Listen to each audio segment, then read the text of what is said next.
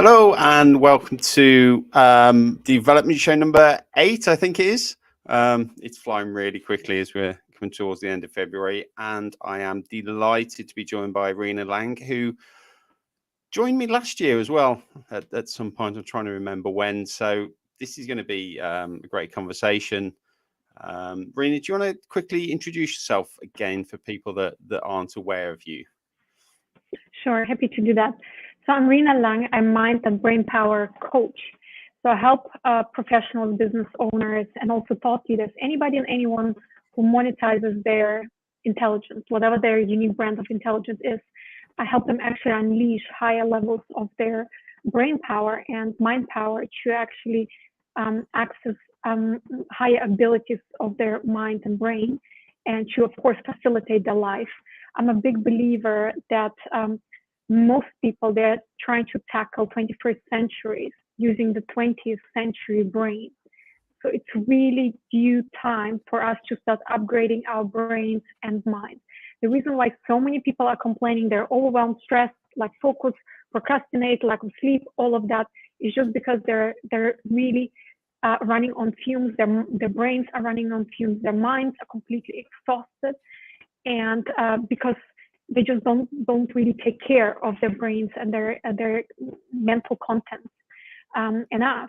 And actually, when you start looking at it and actually cleaning up, higher abilities can be unlocked and unleashed, such as greater creativity, intuition, and such facility to actually cope with many things at once. So this is what I help people to achieve, because I myself struggled with whatever most people are struggling these days. And if I can turn around things for myself, then so can you. That's what I'm all about. Yeah, I think you raised some great points, and yeah, it's interesting you mentioned the 21st century, trying to cope with the 20th century brain, and I think I think very much that the way that we evolve as humans, the way that we adapt is a lot slower than the world adapts itself. Just take COVID, for example, that, we're 2 years on. I think yesterday or today, I'm trying to remember the date, was the first, well, it was exactly 2 years to the day that the UK shut down, had the first lockdown for COVID. And when we think back to everything of where we were then and the way that everything has moved on, that our brains are still trying to catch up and accept a changed world. But yet the technology, the way that we do business, the way that we are expected to be has changed rapidly in those 2 years. So what? Yeah, go on. Sorry. So to me, it's less of a brain issue and it's more of a mind issue, because the brain is capable of a lot of things. How come children who have smaller brains that are just developing, they're capable of doing incredible things? To me, it's more of a mind issue. As we get older, what many people don't understand or don't realize is that energies crystallize. That is why, as they say, the world doesn't change because people change. The world changes because people die.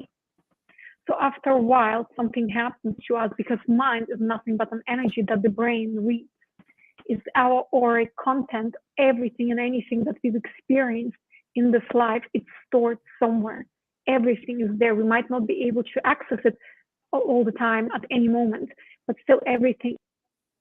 Just that as we keep accumulating all that energy, and we never actually clean up our content to keep that energy fluidic, flowing, flexible, that's when it starts crystallizing. That's why it's so hard for us to wrap up our minds around new realities. That's why many people are so stuck in their opinions and their ways of doing things, and it's very hard for them to reconcile different points of view. For a child, it's very easy to do because they are not hung up, or meaning there is not that crystallized one thought that is so ingrained in them. So many people who are still trying to cope or attempting to cope with COVID and the times and how the world has changed, they're still probably crying after the world that was 2 years ago, and they're hoping that just when COVID disappears, everything is going to go back to normal. Truth is, COVID only accelerated everything when it comes to technology, the way we communicate, the way we live our life. That's why it's almost like a survival issue these days for us to start looking at how we can upgrade our brains and minds. And you can totally use your mind to upgrade your brain. These two go hand in hand. And yes, there are things you can do for your brain, such as exercise and food that is specifically for the brain. But actually working on the mind itself would be probably the first step that I would recommend for anyone. And it's not just changing mindset. It's actually realizing that everything is energy. And we qualify that energy every single day of our lives. All those experiences that we are having, we're just like those monkeys with the banana. Everything that comes our way, we just grab it and grab it and grab it, and we never clean it up. And so very few people actually truly think. They think, but they don't. It's just emotion, all kinds of resentments, fear about the future, worry about the past. It's always some sort of an emotion smeared with a little bit of thought on top of it. And that's what they think is the thoughts are. That's why we are so easily being manipulated all the time. And COVID has shown us even more how crazy ideas that we thought would have never been possible 2 years ago, now they're our day-to-day living, right? Such as being locked up at home and not being allowed to do essential things in life. But that's the thing, we are being manipulated by fear, and fear is such a good manipulator, right? But what exactly are you afraid of?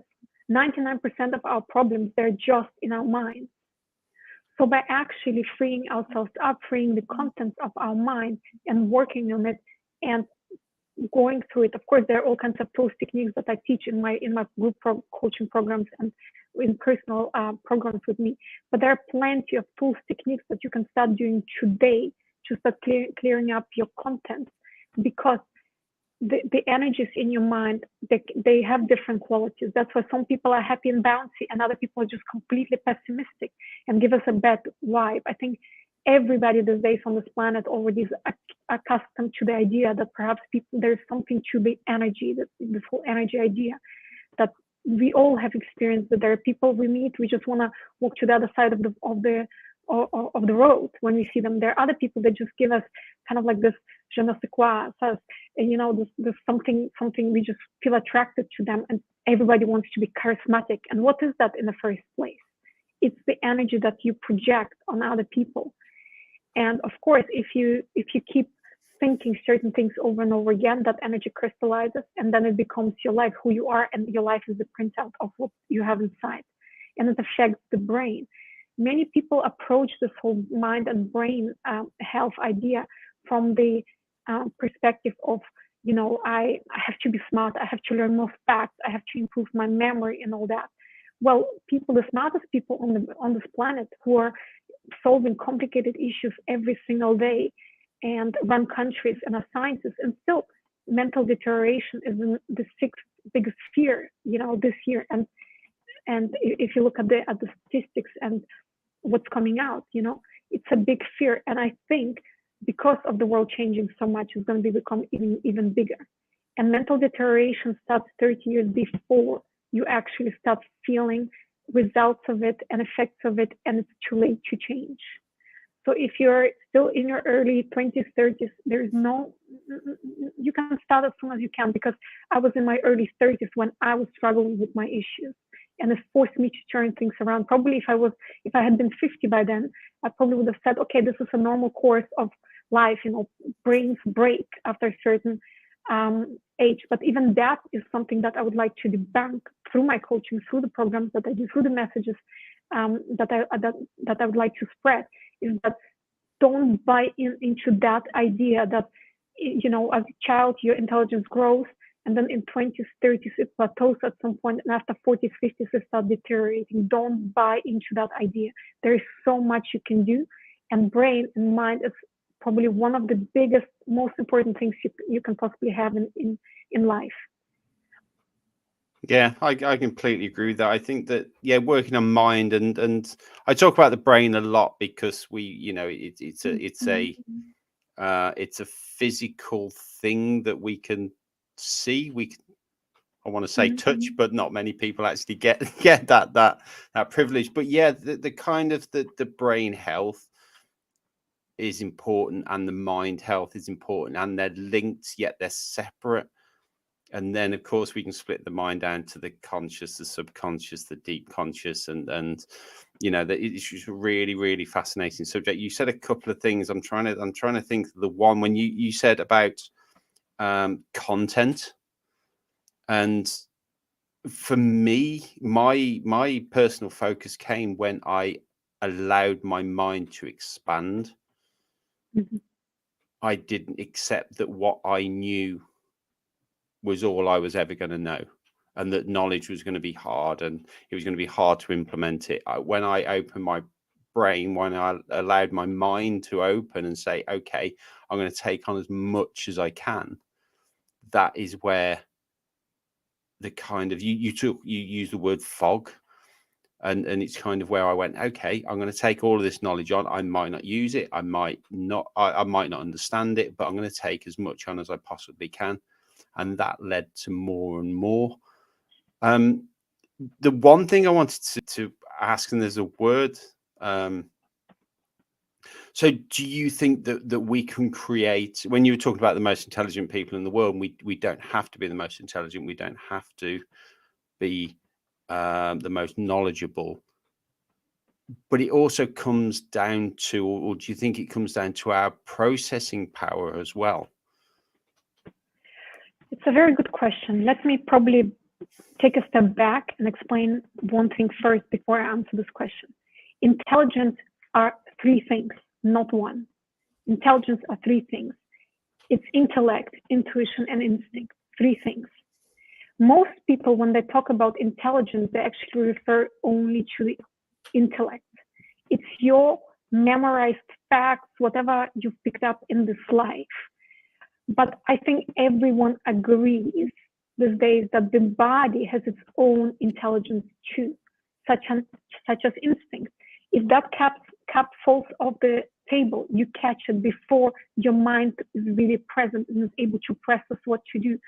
You already caught that cap. And a lot of sportsmen, women, they make a lot of money on that type of intelligence. Is their ability to instinctively react, act, and be able to produce results. So that's one intelligence as well. Then intellect. And by the way, if you talk about chakras, it's the navel chakra that is responsible. A very well-developed navel chakra is responsible for very, very good instincts. When we talk about intellect, we are basically talking about this ajna and the throat chakra. These are the two chakras that you have a vision, you break it down, and you break it down in details and you manifest. It's the fact chakras. It loves all this nitty-gritty details. Most scientists, most people on this planet, when they think about intelligence, that's what they talk about. But there is a higher form of intelligence, and it's called the intuition. It's just pure knowing. You just know that this is what it is. And it doesn't really have a form or shape. It's not verbal. And you use the forehead and the crown chakra. You perceive an idea, and then you start pulling it down and breaking it down and manifesting it as a creation, whatever it is. I love reading biographies. I'm a big fan of biographies. If you read biographies of highly creative people, scientists and such, they almost always will tell you some sort of a story, how the idea came to them in a sleep, how the idea just was there when they woke up, or they try to calibrate their awareness between the altered state and the conscious state. One book I highly advise that you read, all those who are listening as well, is called Stealing Fire. When I read that book sometime last year, 2 years ago, it really opened my eyes at the fact that the world has changed, the game has changed. All those super smart people that we admire so in Silicon Valley, all those inventors, they do anything and everything to hack their brains. And they understood long time ago that altered states where a lot of incredible breakthroughs can happen. Governments are looking into that. And there are all kinds of ways that they're trying to achieve those altered states, be it plant medicine, be it sensory deprivation tags, or some sort of devices that they use to induce those states by manipulating the brain. But truth is, in fact, is that what is proven is that when you're in that altered state, you can learn a language in 6 weeks instead of 6 months. The ability of remember things is so much more faster and so much more incredible. And when you're in that altered state, that's where you can access intuitive ideas. You can see things, you can see visions, you can perceive certain things. In altered states, there are no words. There is just a vision. It can be a symbol, it can be some images. It's a very, very visual thing. So this is where the world is heading. And if you're still playing the game in this space, in this kind of like environment, and you think intelligence is just those facts, then you're going to lose that game, because the game has moved on to the higher plane. We know that evolution, human evolution, for a long, long time, we as humans, we didn't have much intellect. It was just about instinctual survival, food, and such. Then we evolved to this place where we're actually using, our intellect to remember all those facts. But then the handicap there is that eventually, once we start, as we start getting older, we start forgetting all that incredible wealth of knowledge that we've gathered throughout our life. And that's the biggest pity there, because how many people that retire immediately become irrelevant? That's the real pandemic that is happening. Just when you have all that wisdom and made all those mistakes, learn from them, and just want somebody to listen to you, to share your story, you yourself forgetting it, forgetting the little facts, forgetting the little things, or you can't even learn how to use Facebook to share your message, right? Because you're struggling with just.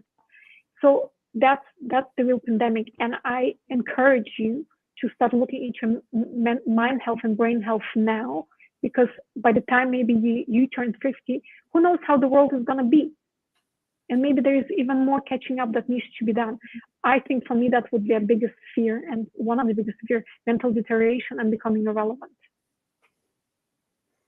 I hope that answers your question. I know I kind of went rounds and rounds. So, yeah. But actually, when you get to that altered state, just to kind of like summarize, when you are in that altered state, anything and everything that you learn stays. It's a completely different game, and the feeling is very, very different. I'm in an altered state right now, by the way. So what can we do? I know there's certain foods that we can eat that kind of help and have been proven to help brain power, cognitive function, and certain exercises. There was something I read quite a while ago that shocked me, and it was about treatment of things like dementia, and it was saying that crossword puzzles, which have been pushed, and Sudoku and things like that have been pushed for so long to help with dementia and various other diseases like that, actually don't help, because all they're doing is it's recall memory. Mm-hmm. Yes. So let's talk about that, because one way I went about solving my issues, actually exploring energetic ways of healing my mind and brain. Reason being, ever since I started meditating, I started just feeling my own energy. I've been asked times to do some healing with people who have dementia, and there's one thing that I observed that again in chakra we have chakras. People who have dementia and have Alzheimer's, the chakras as compared to the of the body are half the size, 1/3 of the should be. The rest of the body still has a normal size, but then when you scan the chakras on the head, our brain not just for a long time. The chakras are depleted because there's just something happens. A story reach out to me, and it's a topic that's interesting. I'm happy.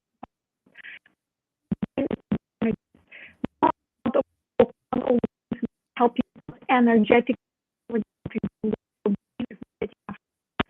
So we talk about like physical foods and exercise.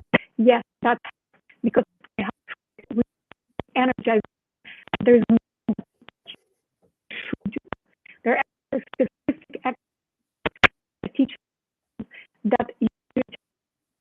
your time, okay, start actually certain bring them up to feel ways to start, and experiments have been done with my patients, children with ADHD, and it takes time. If you start with exercise enough, you never have to deterioration again. You keep circulating feed, energetic on top of your head, that are using for almost 7 years if you in day 2 to 3 months, you see the ability to cooperate. That is why even people scientists, people that that just that way, using memory, using those memory games, it's not more that you can do. And if you start literally first decluttering your energy field, sometimes easier as checking what energies are kind of emotions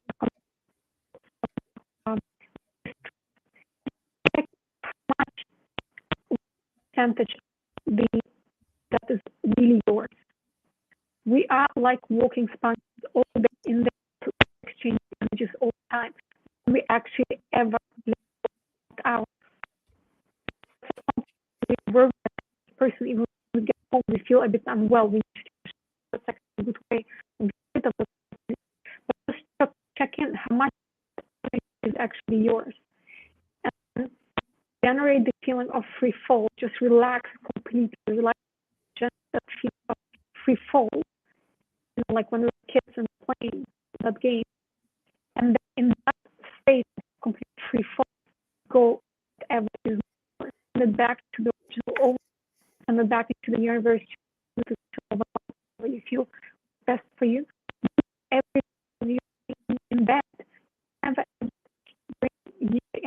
whatever from life. Just doing that, you will that whenever you feel overwhelming, anxiety, whatever it is, chance never feeling is overwhelming. It's not a lot. Once you really know yours, whatever is left, you can cope with it. After you cannot. So that's the first step that you can do, and there are of course many more techniques. Fluttering is learning the technique will help energize the brain. There are frequencies and those. There are many frequencies that will help you energize the brain. And the fourth one is, the third one is literally once you've done that, then you actually start things with your mind. People don't know that our brain is the most stressed part of our body. Remember, in the out, try to sleep well, forgetting you're trying to play Sudoku with a it's very hard. Your brain is just like in a catatonic state. There are ways of learning how to relax the brain to set and that in a relaxed state. It's much more pliable, much more flexible. It can start working again, not again, for you. So it's used the state of fight or flight all the time. Look to relax your brain, relax. And there are many things that you do there as well, frequencies of whatever, taking breaks, of course. But another thing is whatever are building in your mind, so they've been there for years. Telling you the same story over and over again. All they do is tell you their story. They tell you what happened to you at some point of your life. That on the retrospect, something happened with all progress about the future. Putting it on paper. decided that once you have them, their time to tell their story, to show you how you care about you, and their purpose. Get on paper, tell your story, get, they'll never come bothering you again. And this is a good way actually to organize the mind as well. I've been journaling now for almost 2 years. And one of the side effects after 2 years, I realized is that how organized my mind has become. If you actually, I was watching the other day some documentaries about people who have perfect memories, you know, photographic memories, incredible memories. They are actually in the day-to-day living, they're impeccable, they're perfectly organized. Organized, if your desk is not organized, it's a reflection of your mind. If you're a messy person, are you looking at your desk? If you're a messy Mine's person, okay. Mine's okay. once you actually, so basically a messy desk, a messy back, whatever it is, computer, it's a reflection of your mind. And and the mind is like, you know, being in a room with hundreds and hundreds and hundreds of pieces of clothes running over the lying all over the place. It's very, very, very hard to recall a memory in such a mess. The brain is not able to find the right path to get and download that particular file of information. However, as you start organizing your mind, you will reduce all that background noise, which is great. But also on top of that, just by doing that, you will actually put all the clothes on the right shelf. Whatever you need, you keep. Whatever you don't need, you throw it away.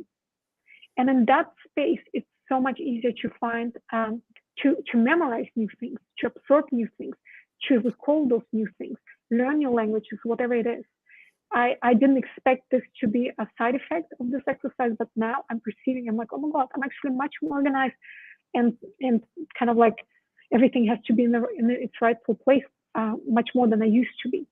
And my memory has improved tremendously as a result. Yeah, I mean, that's interesting, because when we listen to people and you say that you're organized and things need to be in order and they need to be functional, and you know, we get told that we've got OCD, or we're on a spectrum of some description, because people find it hard for other people to function that way. And I'm very much like you, that I am organized. If things aren't in place, in order, and sometimes I describe things as being processes, that I then struggle a little, because the clarity of what it isn't there. Mm-hmm. And when the clarity is there, when the process, as I call it, is there, that I know that it's set, that I can make improvements to that, because it is clear from the beginning. So it's really interesting you've kind of brought that up. I think, I'm not sure if you lost connection or I lost connection through some of that. I think it may have been me. I'm hoping it's me. Then everyone's heard what you've said. But yeah, no, it's really interesting, the kind of the clarity and what I said before about the you know, the kind of the process speed of things as well. And I think that if you can process things quicker and you've got more clarity, it means, yeah, your brain, your mind is a lot clearer and a lot more able to focus. Because most people who complain about being overwhelmed, they just have, their mind is just like a gray cloud, and everything is just like going rounds and rounds and rounds, and the brain is like the monkey mind, jumping here and there. You're never fully present with anything that you do. And there is no pill, no magic pill for that. No magic pill. It's an internal work. So when, yes, of course, OCD, it's an issue. You don't have to go to that extent. But the fact is, organization is not from outside in, it's inside out. It's an inside out. Automatically, just by cleaning out the contents of your mind. I mean, the reason why I mentioned this is because 4 years ago, I did Vipassana, 10 days of silent meditation, not talking to anyone, not looking anyone in the eyes, completely, I was left alone with my mind. And I had such a aha moment there. I realized that my mind is not even that interesting. It just keeps obsessing about the same 100 things over and over again, keeps jumping back and forth. And it went on for days. So that's when I started, okay, I got to do some cleanup here, because Mhm. I realized just how not interesting this whole thing is. Now I say, our minds, you are the most interesting book you will ever read. Explore it, because your entire past, your entire existence is written there. It's written somewhere, not in your brain, but it's somewhere in that consciousness, which is energy, and it all can be dug up and looked at, and there you will find so many golden nuggets there. You will unleash and unlock abilities you didn't have before. If you keep fighting all that chaos in your mind, there is no time for creativity. There is no time for unique, groundbreaking ideas. That's why I say most people on this planet don't really think. To me, thinking, it means having groundbreaking ideas, bringing in something new that nobody has ever heard in that way before, having a message, somehow impacting it with that message, humanity, and helping in some way. That's why we admire geniuses. Geniuses for us are people who brought something in that we've never heard before. They saw things that nobody else saw it the same way. But most people, they're just too busy with their little life and all that emotional drama, and they think, but actually no. Most people just are parroting after politicians and after anybody and everybody. And because we don't think, we just have outsourced that decision power, that thinking power to somebody else, parents, priests, psychiatrists, politicians, and taking back that power, taking back the power over your own thinking. To me, that is freedom. To me, that is freedom, where I can look at the world, see how crazy it is, and I can choose to participate in it or not. Choose whether it affects me or not.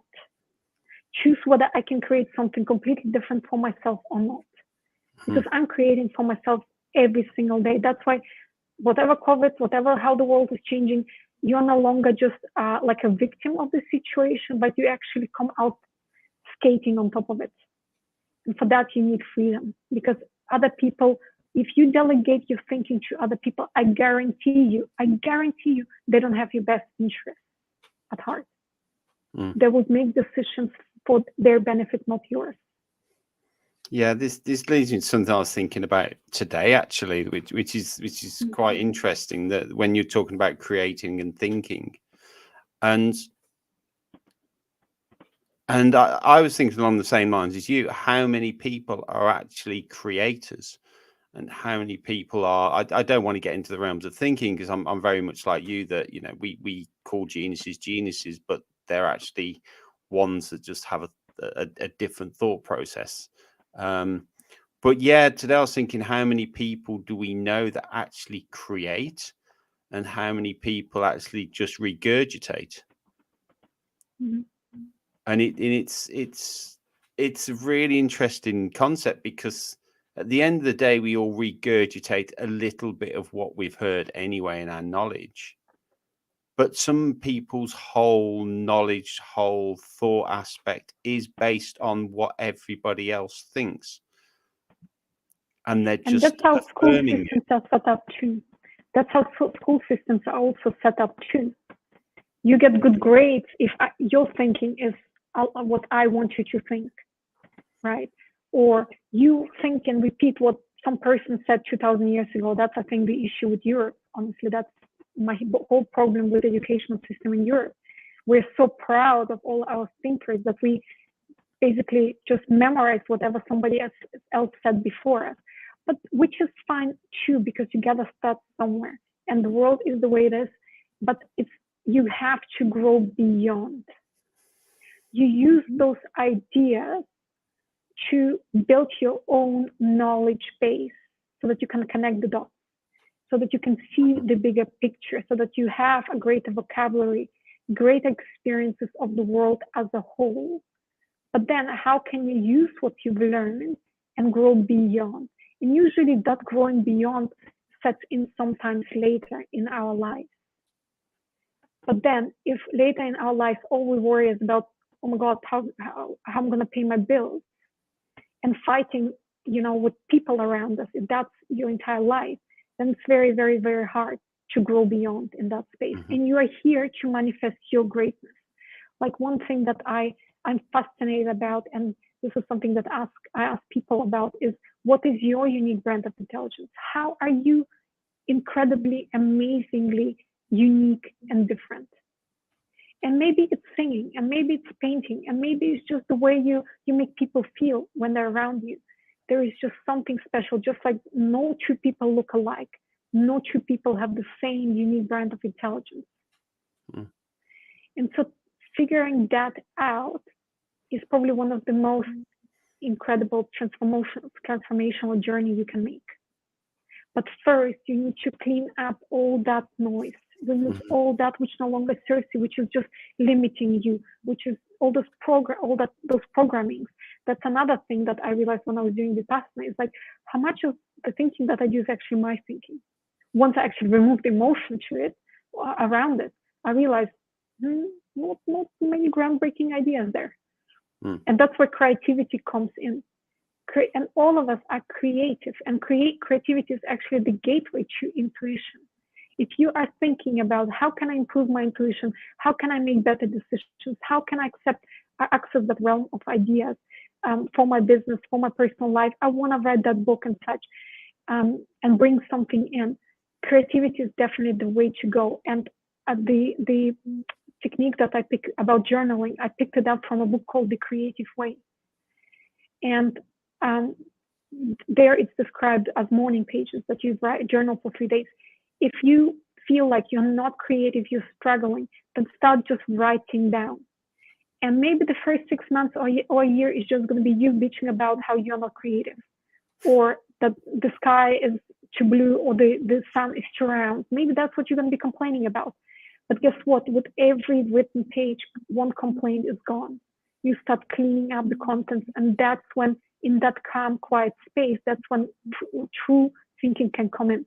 That's why in Buddhism, they're so adamant that true thinking happens from a no thinking mind, where there is no more thinking. And we are kind of like thinking, well, how can that be? How can I not have thoughts and then do thinking? Well, guess what? When you actually don't have thoughts is this, and no thinking is the higher levels of intuition. That's when finally the groundbreaking ideas can come in as an energy, and then you start breaking it down and start manifesting. But it needs to have that fertile, quiet place to come through. Because if your mind is busy, it's like having 100 people in one room shouting at once, and that idea is coming to you and wants to tell you its story, but you're standing on the other side of the room and there are 100 people shouting. What are the chances of you hearing that idea? Picking it up correctly, giving it the right form, bringing it down, manifest. How is that going to be possible? So start today, start cleaning out the contents of your mind today. Yeah, I think that is I think it's something it's not talked about that often, about removing the thoughts in our head, the noise.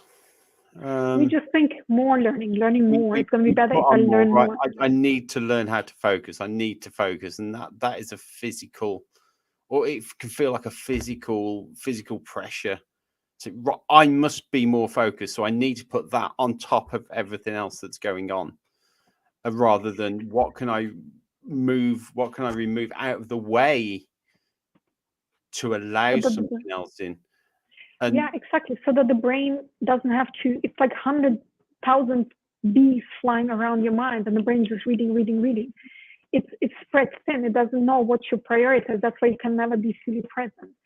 And one thing, perhaps just about focus specifically, I think the reason why also so many people are unfocused and this whole multitasking thing, it has much to do with actually we are boring our minds with slowness. And what does that mean? So many people are online now, many hours a day, watching some replays or consuming some content or participating in some sort of a workshop that is live event. It's too slow for our minds. I highly advocate two things. First, if you have to join a live event because it's very important, there's not going to be any replay, when you're listening to it, start pacing around, move around. The recall is going to be so much better. Start getting some steps in as you're doing it, because as your body is busy making sure you don't trip and fall, there is another part of your brain which is paying much more attention to the content that's being consumed. That's already given. A lot of people advocate that whenever you're learning something, pace around, move your body. Movement of the body generates more energy is flooding to the brain. You're better able to recall.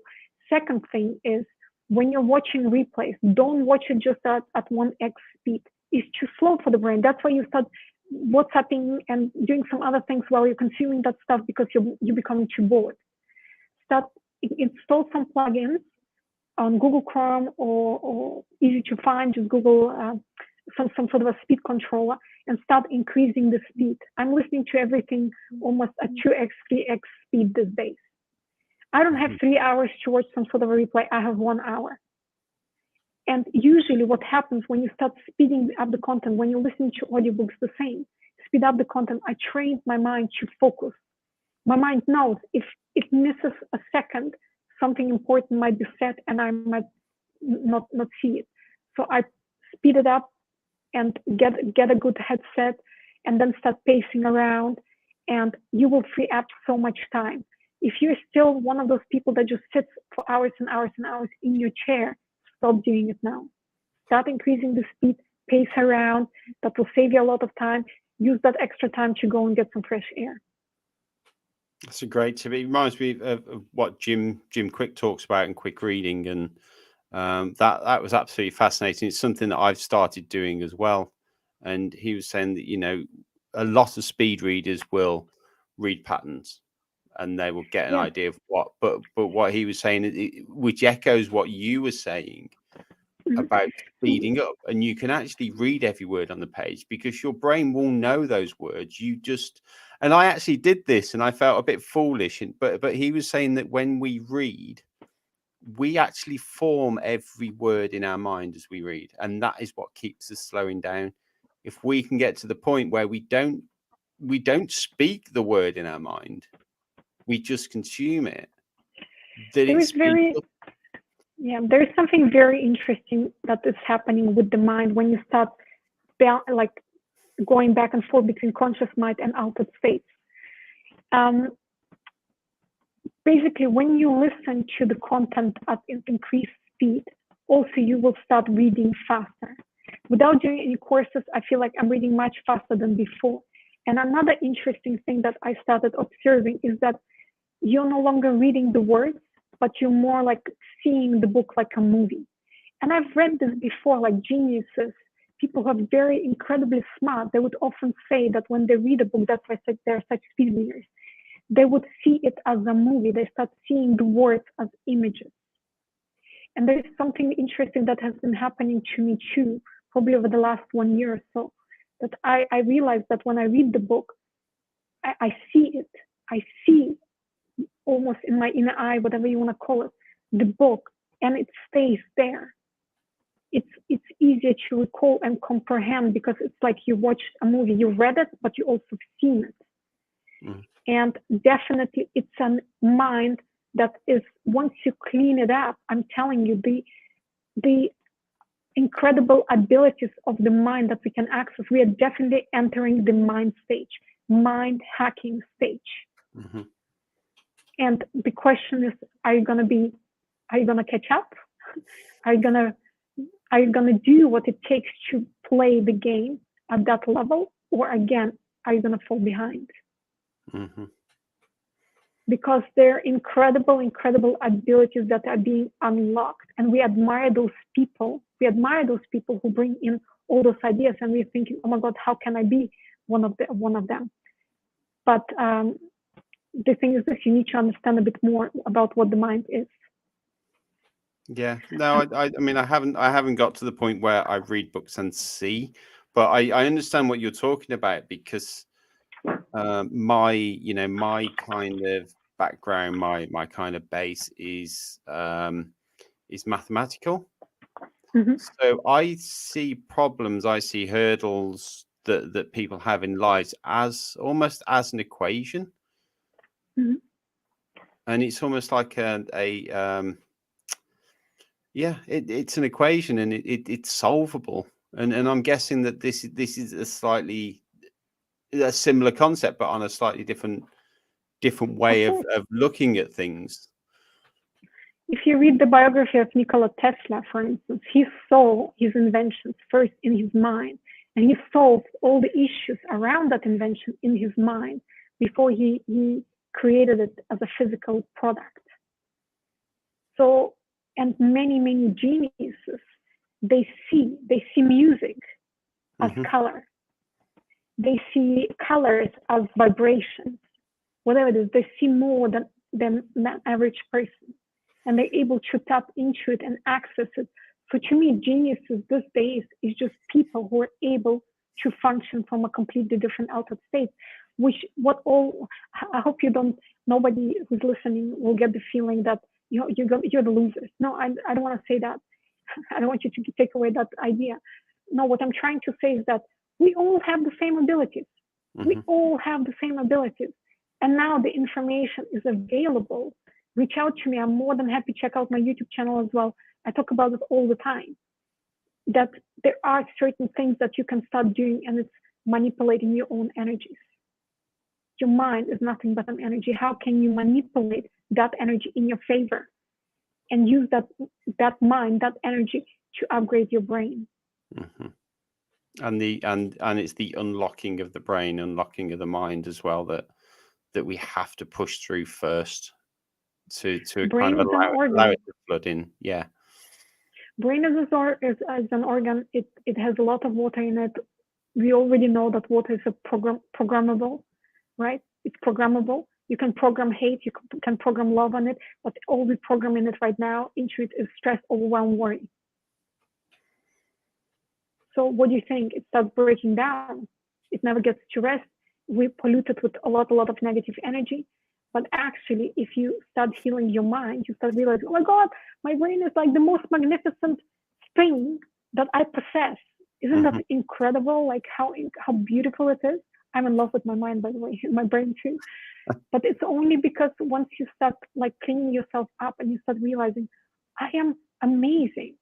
I'm amazed by how amazing I am, and so is everybody. We are so unique. We have this. Everybody has this unique brand of intelligence. Everybody's unique in their own way, and maybe it's not. Maybe for you, it's solving mathematical problems. Maybe for somebody else, it's creating something like this carpet that's hanging on the wall. Who knows? But it's yours, and so long as it gives you joy, go for it. Yeah. I think that's a great place to end on. I think it's a really good message that we can choose what we do with our brain. It's an organ. It's programmable, and it's up to us. And yes, everyone has got genius within them, and it's just a case of unleashing it and accessing it and using it and developing it. Thank you so much for that, Rina. I hope that it was my Wi-Fi that had gone and not yours. But yeah, thank you so much for your time. I'm sure people have got a lot from it, a lot to think about. And of course, yes, they can contact you, and we'll drop a YouTube link in somewhere. Yeah. Feel free to reach out to me. I also just finished my little ebook around this topic. You can get it on rinalang.com/ebook, and have a look at it. I mean, all the different things, tips that I picked up over the years, they're mentioned in that book. It's free. Get it and reach out to me. Also, email me at rinalang.coach@gmail.com. I'm always happy to connect, and I'm also friends with Greg on LinkedIn, so I'm easy to be found. Thank you so much for having me here. Yeah, no, that's my pleasure. Thank you. And I just want to thank everyone for listening. And if you do have any questions in the future, reach out to me or Rina, and we'll try and help. So thank you so much, and we'll see you all soon. Bye. Bye.